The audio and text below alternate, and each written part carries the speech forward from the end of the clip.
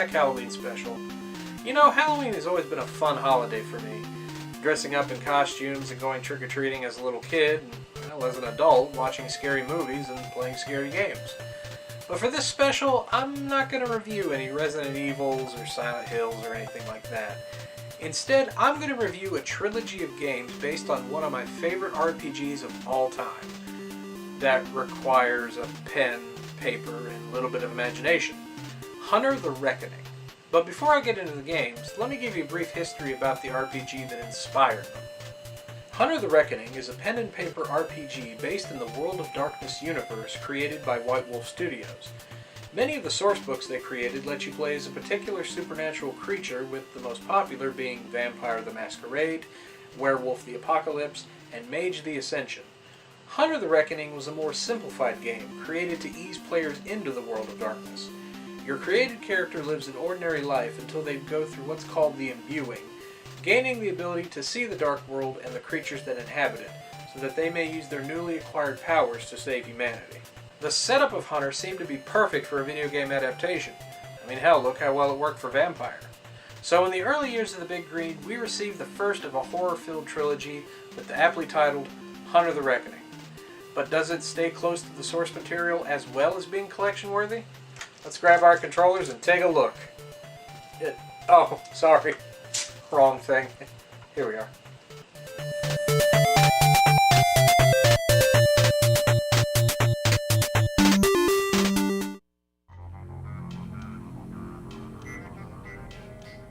Last year, convicted serial killer Nathaniel Arcady was scheduled to die by electrocution. The story for Hunter the Reckoning goes like this. A year prior to the events of the game, in the town of Ashcroft, 4 strangers are at the town's prison witnessing the execution of convicted serial killer Nathaniel Arcady, Spencer Deuce Wyatt, Samantha Alexander, Cassandra Chiang, and Father Esteban Cortez. When the switch is thrown, all of the prison's tortured, vengeful souls are released, attacking everyone inside. At that moment, the 4 become imbued and use their new abilities to escape the prison and seal it up, then going their separate ways, vowing to return if the evil is unleashed again. We managed to push the creatures back and finally lock them away in the prison.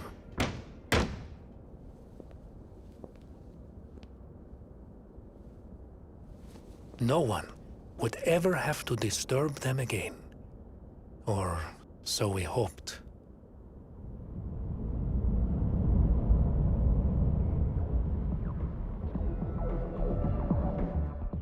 Cut back to that year later I was talking about, and a bunch of teens decide to sneak into the prison and hold a rave on the anniversary of Arcady's execution, causing the evil presence to awaken and torture the townsfolk.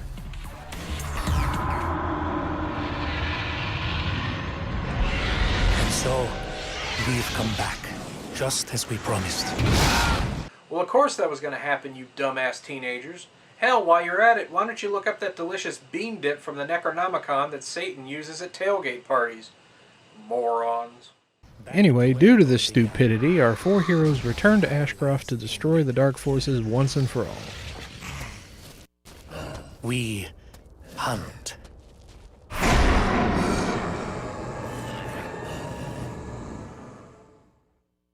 The story may be a little simple, but it's surprisingly really good. So good, in fact, it makes me wonder if the developers actually played a campaign of Hunter the Reckoning to get ideas for the game.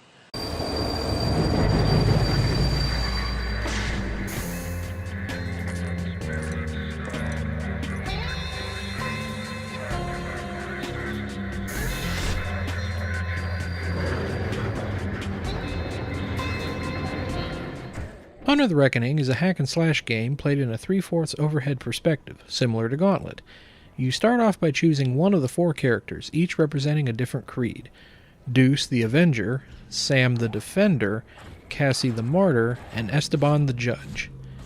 After that, you play through each stage, killing the undead and saving innocents along the way. Each hunter has 3 types of attack at their disposal: a melee and a ranged attack with their signature weapons, like Deuce's axe and rifle for example, with numerous other guns scattered along the way to pick up, such as machine guns, shotguns, and the like. However, these have limited ammo, unlike your signature range weapon, which is unlimited. The last attack at your disposal is magic attacks, or edges as they're known here. These edges differ on who you're playing as. For instance, Deuce can charge his axe for double damage, or Esteban can ward away enemies. Sticking to its RPG roots, each character has stats that raise, as well as gaining new edges as you play. And trust me, you're gonna need it, because this game is hard. Really hard. You're gonna get hit by wave after wave of the undead, from zombies and vampires, to a giant demonic teddy bear,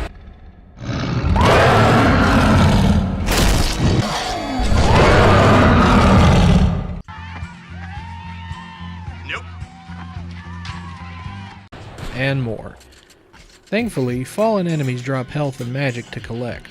There are also glyphs on the ground that can refill your meters as well as give you little bits of story. If you thought the game was tough, it's knuckin' futz when you add more people into the mix. But even so, multiplayer is the best way to play. If there are any gripes to be had, there are a couple. First, the controls. Hunter employs a dual-stick layout, similar to Smash TV, where the left stick moves you around and the right stick aims, relegating the attack and jump to the right and left triggers respectively, while the face buttons are for reloading and swapping your weapons and edges. While it's not that bad of a control scheme, this may throw off some players who aren't a fan of the two-stick setup. Secondly, the game has what I like to call Kung Fu syndrome. I'll explain. Did you ever play Kung Fu on the NES and when an enemy barely touches you, your health just starts to drain really fast? Picture that times 2 and you've got the enemies in Hunter the Reckoning. If they get near you, your health gets gulped so fast it's crazy. Although, despite the flaws, the gameplay is a fun hack-em-up, made even better with friends.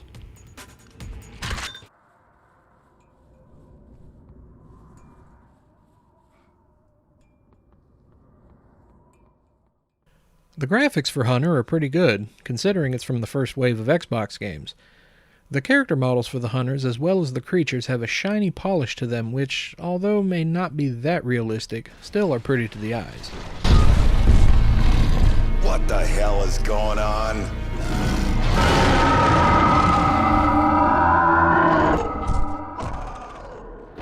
Meanwhile, the level design gives off a dark, eerie feel like it came straight out of the source books. Although it's kinda weird during cutscenes when an NPC's talking to all 4 characters, even though there's only one person there. Is Kaylee? Get her to the church. Her parents are waiting. Typical. I try to help you, and this is the thanks I get. You think I can't see you shaking at the other end of that barrel? Do you think I don't know that your brain is trying to process the horrible fact that, oh my God, it talks? And if it talks, it thinks. And you can't stand that, can you? In the audio department, the music is your standard hard rock and gothic tunes, which does fit the tone of the game's atmosphere.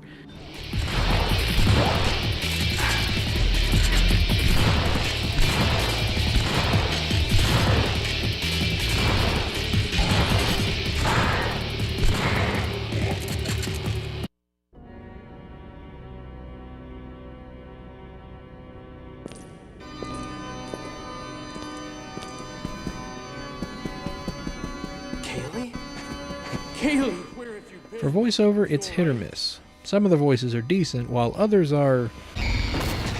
yeah. You can stop that now. So that's Hunter the Reckoning. Is it collection worthy? But of course. It's a fun 4-player hack-and-slash romp that's really faithful to its source material, even if it is a bit flawed. On Amazon, it goes for about $5 to $10 used and just a little bit more new, but if you're out and about game hunting and you see it for cheap, grab it. It's totally worth it. So that's 1 down and 2 to go in the Hunter Trilogy, so tune in next week to see the continuing story of our fearless 4 heroes.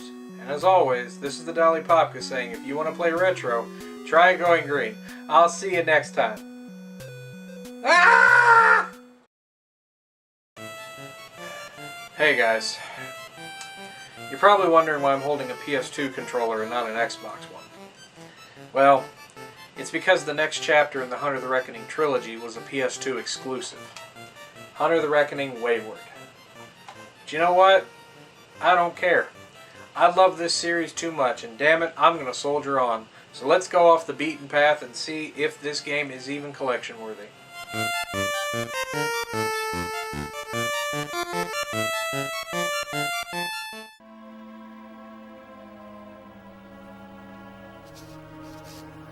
Where did I put that box of ammo? Never mind, I see it. A few years after the events of the first game, the city of Ashcroft is enjoying a peaceful existence. However, 2 new hunters have come to town to stop the new threat brewing under the city. Before they went on their hunt, one of the hunters sent an email to our original 4 heroes warning them of this new evil before going missing. With this knowledge, they returned to Ashcroft yet again to combat this new danger. To Priest 316, Cop 380, Ravers 620, Biker 365. You do not know me, but I know you. Each of you was one of the survivors of Ashcroft, but you were mistaken in your belief that you won. A cult has arisen here. Bizarre flesh creatures and rots are stalking the streets. People have started disappearing. The shadows have enshrouded this place, and I can feel a link to something otherworldly. I am seeking your help. Come to Ashcroft. We will cut the malignancy from this world, one tumor at a time. Come to Ashcroft. I hate Ashcroft. What's the matter, old man? This was cake last time. Let's get this over with.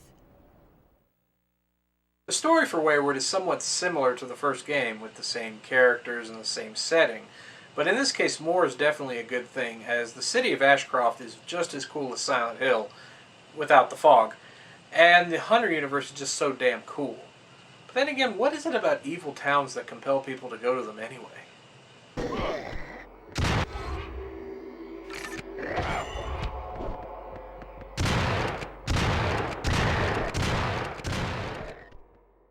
The gameplay for Wayward is, for the most part, identical to the original Xbox hack-em-up, with a few changes, some good and some bad, which we'll touch on as we go. The first thing is the controller layout. It's still a dual-stick system, and the face buttons still serve as weapon and edge swapping. But now melee and ranged attacks have their own buttons, which is a wonderful addition. The DualShock may take some time getting used to, especially if you're coming from an Xbox controller, but you'll get the hang of it in no time. Next is stage progression. Instead of just going level to level, you have a hub where you can choose which mission you want to take on, even being able to replay and revisit new areas for extra objectives, as well as switch characters in between, something sorely missing from the first game. Speaking of characters, our favorite foursome of Deuce, Esteban, Cassie, and Sam return, along with newcomer Joshua, the titular Wayward, who plays like a certifiable crazy badass.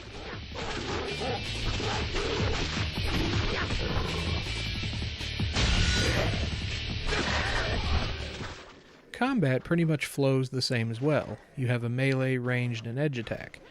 You still level up your stats, you can still pick up guns that have limited ammo, as well as body armor for extra protection. But in a move that truly boggles me, your signature gun's ammo is now limited. Why they did this, I have no clue, but it does make you use your melee more, so it's not all that bad. Also, multiplayer is counted down to just 2 players, even though the PlayStation 2 has a multi-tap accessory.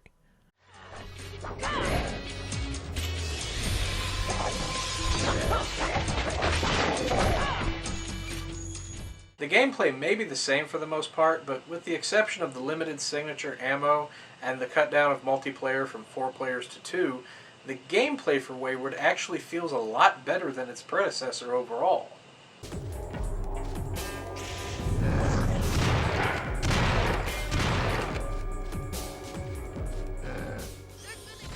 As far as graphics go, Wayward's not bad looking. True, the Xbox version looks a little bit better because it had more powerful hardware, but it's 2015, so it's kind of a moot point. Still, even with some slowdown, the PlayStation 2 did a good job with the characters and environments, even if a lot of them are recycled from the first game. For audio, it's also the same. The music and the voice actors all return from the first game, with new actors reprising the new additions, so it's still pretty good. However, for some reason, the voices in the cutscenes are low. And I left to collect the tapes from the surveillance cameras. We were getting close to one of the cameras when I got a premonition of a trap.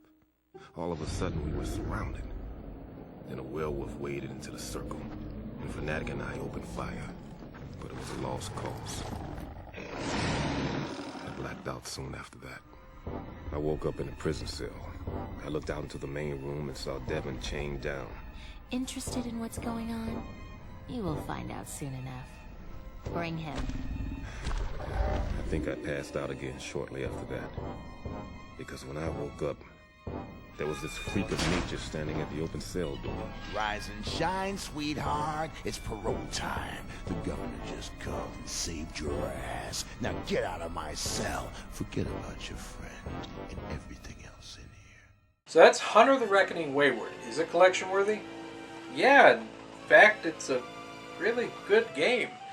The slight changes that were made help more than hinder, and even though it's a PS2 exclusive, my Xbox friends, don't worry, it's still worth collecting. And it's pretty affordable too, so give it a shot. Well, now there's only one game left in the Hunter Halloween special, so tune in next week for the exciting conclusion. You know, reviewing a PS2 game wasn't as bad as I thought. Maybe I picked the wrong system to go for. Nah. As always, this is the Dolly Popka saying, if you want to play retro, try going green.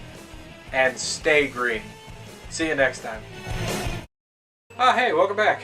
Well, now that we got that PlayStation business out of the way, let's get back to the big green with the Xbox exclusive finale to the Hunter the Reckoning trilogy. Hunter the Reckoning Redeemer, and see if it's collection worthy.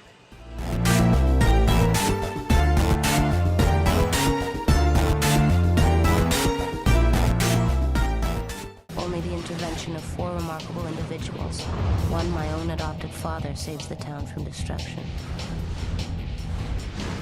5 years after Wayward, Deuce, Sam, Cassie, and Father Cortez once again return to Ashcroft, this time with Kaylee. You know, the little girl whose teddy bear came to life and mauled her parents right in front of her? Yeah, that's the one. Who's now all grown up and became imbued as the titular Redeemer, trained by Father Esteban. It turns out that werewolves have been attacking buildings that are part of the Genefax Corporation, owned by a fellow hunter named Lucien.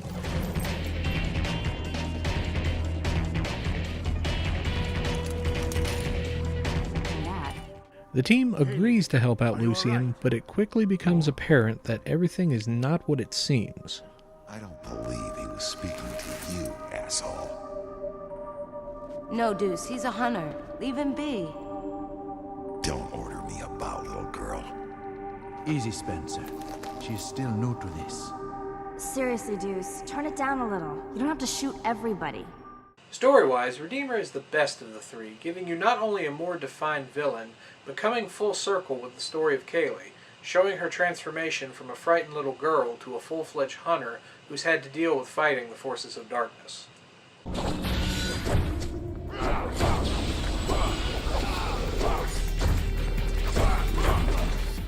It should come as no surprise that Redeemer has the same gameplay as the last two, but in an odd move, Redeemer actually takes a few steps back from some of the nice changes made in Wayward.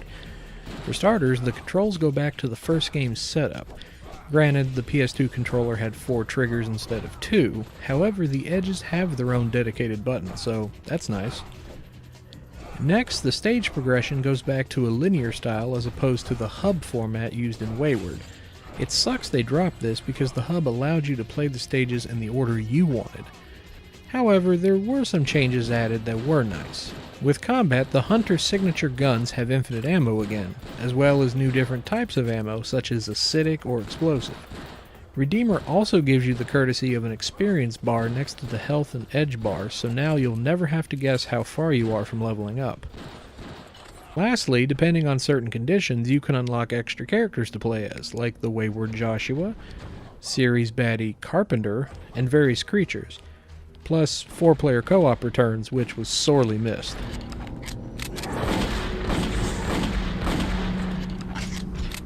I know it sounds like a broken record, but despite the changes, this is still the same gameplay you've been playing since the first Hunter the Reckoning.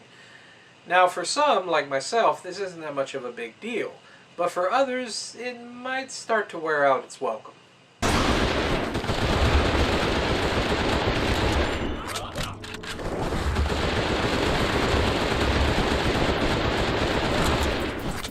The graphics for Redeemer are obviously better than the last two. The characters are looking better than ever. Also, Evil Santa?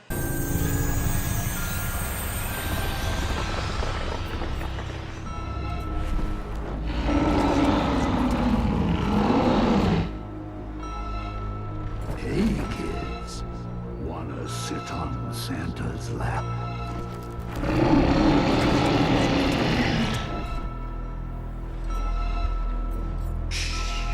You don't have to tell me what you want for Christmas, kiddies. Santa knows. He always knows.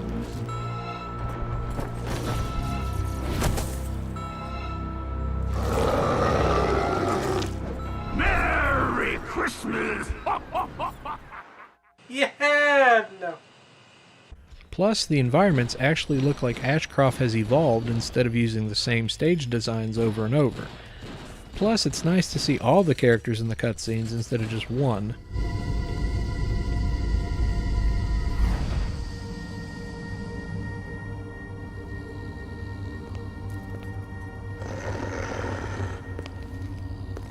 What do you know?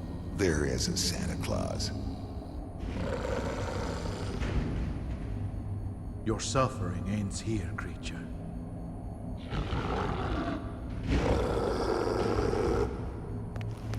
No! Move, Kaylee. I'm not letting him get away this time. You're an idiot. We're all idiots, and I can't believe you're going to let it happen again. For audio, things still sound the same. Still the same voice actors, of course, with new additions, and the music sounds a little different, so that's good. But like an old comfy couch, you get comfortable with it. Don't worry, though. Lucian and Genefex were quick to move in and rebuild. That's what we do in Ashcroft, you know. Cover up our sins and hide them with pretty lights. Make like they never happened. But you and I know the truth. So here's the story, little hunters. In order for me to fully come back from the Shadowlands, I had to make a deal. You don't have to worry about the details, but it basically comes down to me having to kill you. Now you know I don't like you, but I like to think that we've got this mutual grudging respect thing going on. So that's Hunter the Reckoning Redeemer. Is the final chapter collection worthy? I guess it's kind of a no-brainer that I'm going to say it is, but then again, it still retains the same fun gameplay and 4-player co-op that made it great to begin with. Even though it's gone through so many back and forth changes on the PlayStation 2, this still is worth getting, especially for cheap. Even though it's kind of funny, brand new, this is actually cheaper than the other two, but always go with used. That seems to be the best option. But you know, if I'd have to rank the Hunter the Reckoning games, I'd have to say that number 1 has become Wayward on my list. Even though it's PS2 only, it's just the changes that they made to the game were just a lot of fun and well needed. Of course, Redeemer would go in second place, and the first game would be in third, but even still, all these games together is just a fun, great multiplayer experience. And single player if you can't find any friends. And with that, this is the Dolly Popka saying if you want to play retro, try going green. And a little blue. See you next time, and happy Halloween.